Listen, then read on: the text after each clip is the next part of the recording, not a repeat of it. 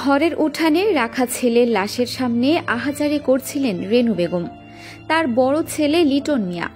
গত মঙ্গলবার ৯ সেপ্টেম্বর সকালে মৌলভীবাজার জেলার কমলগঞ্জ উপজেলার পতন উষার ইউনিয়নের পশ্চিম নন্দগ্রামে মসজিদের পাশ থেকে তার গলা কাটা লাশ উদ্ধার করে পুলিশ। নিহত লিটন পশ্চিম নন্দগ্রামের সত্তার মিয়ার ছেলে। 2 ভাই ও 2 বোনের মধ্যে লিটন বড়। বুধবার 10 সেপ্টেম্বর বিকেলে কমলগঞ্জ উপজেলার পতন উষার পশ্চিম নন্দগ্রামে লিটন মিয়ার বাড়িতে দেখা যায় পরিবারের সদস্য ও স্বজনদের শোকের মাতম চলছে।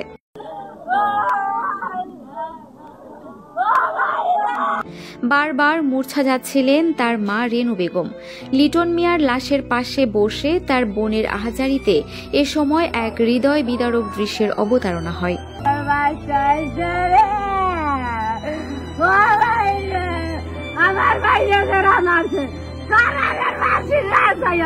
প্রত্যক্ষদর্শী ও পরিবার সূত্রে জানায়, গত মঙ্গলবার ৯ সেপ্টেম্বর সকালে স্থানীয়রা মসজিদের পাশে লিটন মিয়ার জবাই করা লাশ দেখতে পান। পরে শমশেরনগর ফাঁড়ি পুলিশকে বিষয়টি জানানো হলে তারা এসে লাশ উদ্ধার করে ময়না তদন্তের জন্য মৌলভীবাজার সদর হাসপাতালে পাঠানো হয়। এটার সাথে জড়িত আমরা জানি না, আমরা খুবই দুঃখজনক ভাবে জানাচ্ছি যে এটার দ্রুত আইনের আওতায় নেওয়া।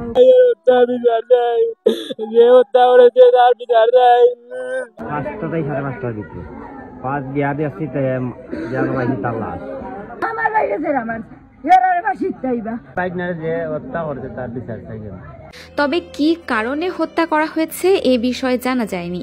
ময়না তদন্ত শেষে বুধবার দুপুরে গ্রামের স্থানীয় কবরস্থানে দাফন করা হয়।